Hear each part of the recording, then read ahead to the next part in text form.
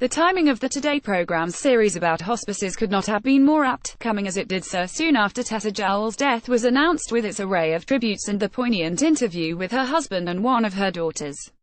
In themselves, such personal testimonies are not always that helpful. Everyone's situation is individual and the actual outcomes necessarily different.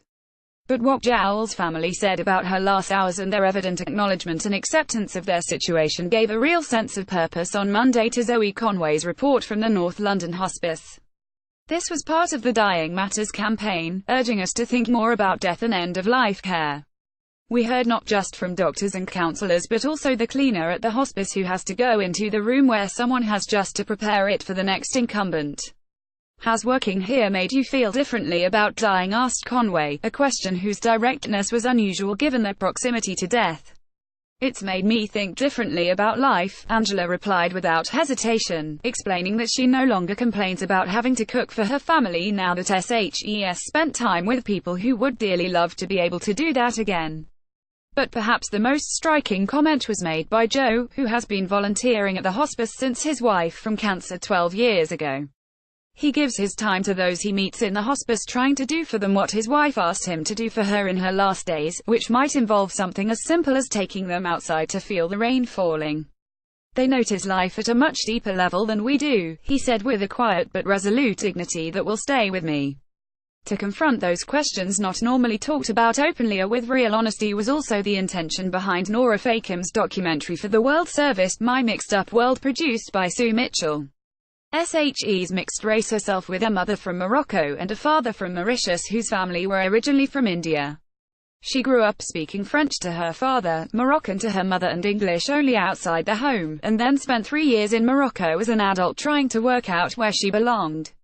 She was, she says, not black enough to be thought of as having suffered from prejudice, not Indian enough to know what it feels like to deal with that kind of racial discrimination, and not white enough either to have an easy ride, unchallenged by issues of racial identity.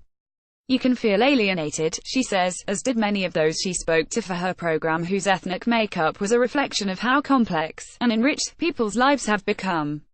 She sees this week's royal wedding and Meghan Markle's willingness to talk about her own experiences of harassment as a person of mixed origins as an opportunity to begin a country-wide discussion about what it means to be neither white nor black but something in between. It was noted that Obama was always referred to as the first black president when in fact he was mixed race, which for anyone mixed race meant something quite different. Not until the 2001 census was there an official recognition that many citizens of the UK cannot be categorised as simply black or white but are of mixed origins, and sometimes of several ethnicities at once. It's a curse and it's a gift, says Fakim. Often it's other people who impose an identity upon you because they assume who you are from your appearance, which is not always an accurate reflection of your cultural makeup. But you understand so many things other people don't because you are forced to think. Who would have thought that a royal event, and Prince Harry's wedding in particular, could become such a catalyst for change, for a greater acceptance and understanding of difference? But Fakim is optimistic that such things are possible. The conversation has begun. Mayan Esfahani's program for Radio 3, The Other Iran, produced by Chris Elcombe, was also about cross-cultural exchanges. Esfahani, a harpsichordist and former New Generation artist, grew up in America but was born in Iran. His father, though, came originally from Azerbaijan, which was annexed from what was northern Persia by the Russians in the early 19th century and later was absorbed into the Soviet Empire. Esfahani is intrigued by the differences between Iranian music, which looks firmly to the east, and that of Azerbaijan, where the classical Western repertoire, including opera and ballet, were promoted and absorbed into the musical heritage.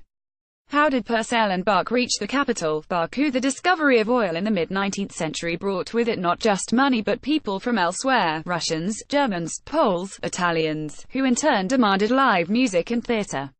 Baku became the Paris of the Caucasus, absorbing both European and Islamic influences. Later, when under Soviet rule, Baku welcomed visits from avant-garde composers banned in Moscow. No one in Baku knew they had been forbidden. It was all slightly confusing and unexpected, but revealing too of the play of chance on culture and heritage.